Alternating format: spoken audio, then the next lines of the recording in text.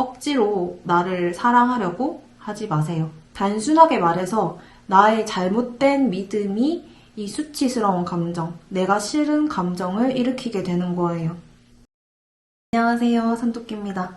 오늘은 내가 너무 싫을 때 어떻게 하면 좋을지 말씀을 해보려고 해요. 내 얼굴, 내가 썼던 글, 카톡으로 보냈던 대화, 내가 했던 행동, 이제 이불킥하고 싶을 만큼 수치스러웠던 일, 아무것도 남들에게 내세울 게 없는 초라한 내 현재 상황, 내 모든 것들이 창피해지고 나 자신이 너무 싫어질 때가 있습니다. 무언가를 시작하기도 힘들어지고 과거에 했던 모든 것들이나 인간관계 다 삭제시켜버리거나 리셋하고 싶어집니다. 실제로 이 감정이 격해질 때 모든 것들을 물리적으로 버리거나 새로 시작하게 될 수도 있어요.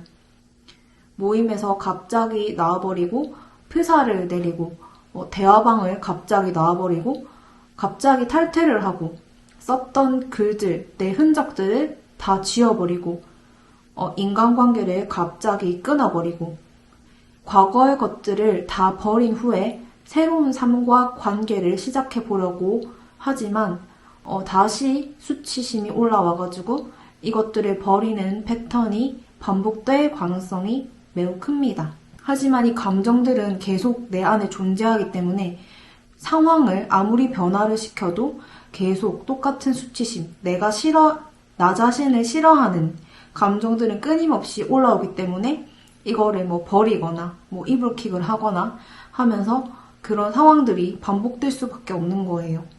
더불어서 앞으로 나아갈 수 없는 상태를 스스로 한심한 인간이라고 무의식적으로 계속 채찍질하면서 나 스스로를 더 싫어하게 될 수 있습니다. 그러면서 이제 죄책감까지 갖게 될 수가 있어요. 이렇게 나를 싫어하는 악순환이 반복이 될 수 있습니다. 우리는 왜 스스로를 싫어하게 된 걸까요?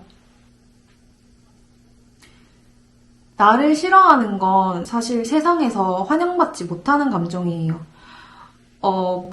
어떤 연애 컨설팅이나 어떤 명상센터에 가도 자기 자신을 사랑해라고, 자기 자신을 바꿔야 한다고 말합니다. 이럴 때 이제 마음을 고쳐보겠다고 자기 사랑을 시도합니다. 나 사랑해, 나 잘했어, 토닥토닥. 사실 마음이 너무 아픈 상태에서는 스스로 칭찬을 하고 확언을 해봤자 마음은 여전히 나를 싫어할 수가 있습니다. 이 싫어하는 마음은 내 잠재의식에 각인되었던 과거를 반복해서 보여주는 마음이에요. 그래서 사랑해 하면서 긍정적으로 잠시 덮더라도 여전히 내가 싫고 아무것도 할 수 없게 될 수 있습니다. 단순하게 말해서 나의 잘못된 믿음이 이 수치스러운 감정, 내가 싫은 감정을 일으키게 되는 거예요. 나 자신에 대한 잘못된 믿음은 기억도 못할 만한 아주 어린 시절부터 켜켜이 쌓여왔기 때문에 잠시 괜찮아졌다가도 불시에 또 찾아올 수가 있습니다. 이건 당연해요. 너무 오래 전부터 깊게 각인이 되어 있기 때문입니다. 그래서 우리가 이거를 물리적으로, 외부적으로 바꾸려고 컨트롤하기가 사실 쉽지는 않아요. 스스로를 학대하게 되는 이 잘못된 각인으로 인해서 우리는 스스로에게 매번 가혹하게 됩니다. 남들이 보기에 내가 한 것들이 괜찮아 보일지라도 내가 보기에 나 자신은 하나 제대로 하는 것도 없고 모든 게 엉망이고 내가 내뱉는 말, 행동 모든 게 끔찍합니다. 확언으로 나를 사랑해보려고 해도 나는 나름대로 괜찮은 사람이라는 생각을 하기가 힘듭니다. 여기서 또 나는 노력해도 안 되는구나 자책하고 나만 세상에서 환영받지 못하는 못난이 같이 느껴집니다. 이렇게 나를 바닥으로 평가하고 싫어하는 마음 이면에는 어떤 마음이 숨어 있는 걸까요? 결국 그럭저럭 괜찮은 사람이 되고 싶다는 욕구, 결국에는 나를 사랑하고 싶은 욕구가 숨어 있어요. 나 자신을 사랑하고 싶고 나를 싫어하는 현재 상태에서 벗어나야만 한다고 강하게 붙잡기 때문에 오히려 더 큰 저항감을 일으키게 되고 저항이 클수록 그 상태는 더 지속되게 됩니다. 내가 아무 행동도 할 수 없을 만큼 나를 싫어하게 됐다는 것은 사실 그만큼 나를 너무 사랑하고 싶다는 증거이기도 합니다. 하지만 각인된 기억과 감정은 우리가 어떻게 할 수 없을 것 같이 거대하게 느껴집니다. 이럴 때 이 상태를 어떻게 바꾸려고 시도나 행동을 할 수 없는 상태일 경우도 많을 거예요. 그래서 지금 이 영상에서도 어떤 특별한 시도를 하라고 말씀을 드리진 않을 거예요. 하지만 나 자신에 대해서 잘못된 믿음을 갖고 있다면 그게 틀릴 수도 있다는 걸 말씀드리고 싶어요. 내가 하는 행동, 내가 하는 모든 것들이 싫은 것은 그 행동들과 나라는 자아가 지나치게 동일시되어 있는 상태입니다. 내가 남긴 글, 내가 한 말, 내가 그린 그림, 내가 찍은 영상, 내가 한 행동, 이것들은 사실 전부 인연에 따라 잠시 생겨난 것들이지 사실은 내가 아니라는 거예요. 하지만 이것들이 나라고 생각할수록, 즉 동일시가 강할수록 그 일어난 것들에 대한 평가가 계속 이루어지겠죠? 그리고 그 평가에 대한 감정 때문에 괴로운 겁니다. 이렇게 동일시된 상태에선 어떤 조언이나 처방을 내려도 끊임없이 수치스러울 수 있습니다. 그래서 그냥 지금은 듣기만 하셔도 돼요. 내 감정이 틀릴 수도 있다는 것. 내 믿음이 틀릴 수도 있다는 것. 나에 대한 평가가 틀릴 수도 있다는 것. 내가 한 행동과 생각과 감정들은 사실 내가 아닐 수 있습니다. 이 일들은 인간이 통제할 수 없는 어떤 거대한 힘에 의해서 일어날 일이 일어났을 뿐이라는 거예요. 여기서 내 자아가 컨트롤할 수 있는 것은 없습니다. 이런 모든 상태를 내가 통제할 수 없다는 것만 알게 되면 됩니다. 통제할 수 없는 작은 존재라는 걸 내가 알았을 때 그냥 지켜보기가 수월해집니다. 벗어나려는 어떤 행위를 하지 않게 됩니다.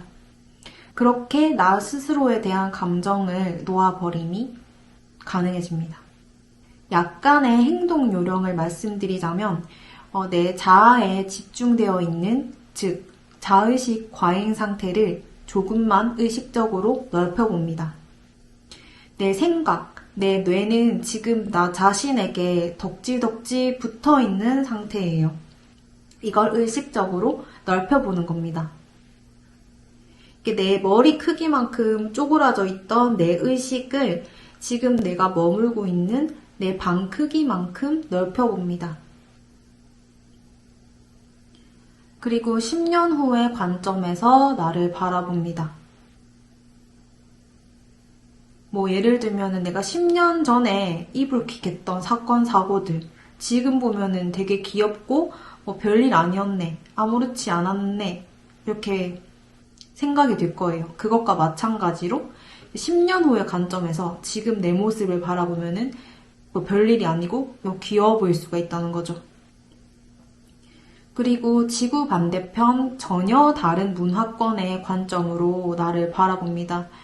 지금 우리나라의 문화권, 이런 말투나 유행어, 트렌드 이런 것들이 다 이제 우리나라라는 펜듈럼 안에 들어있어서 그 안에서 어떤 잘못을 하거나 수치스러운 상황이라고 평가가 될 수 있는 것들이 전혀 다른 나라의 관점에서 보면은 별일이 전혀 아니게 느껴질 수 있어요. 그래서 다른 문화권의 관점으로 나를 바라봅니다. 그리고 또 나와 전혀 관계없는 지나가는 사람의 눈으로 나를 바라봅니다. 우리가 지나가는 사람을 볼 때 그 사람이 좀 특이해도 별 생각이 안 들 수 있어요. 인터넷에서 관종들을 봐도 그렇구나 하고 별 생각이 안 들 가능성이 크죠. 근데 이제 나라는 자의식 상태에 과몰입돼서 내가 하는 것들이 굉장히 수치스럽게 느껴지고 창피할 수가 있어요. 그러니까 지나가는 사람의 관점으로 나를 봅니다. 그 사람은 나에 대해서 별 생각이 없을 거예요.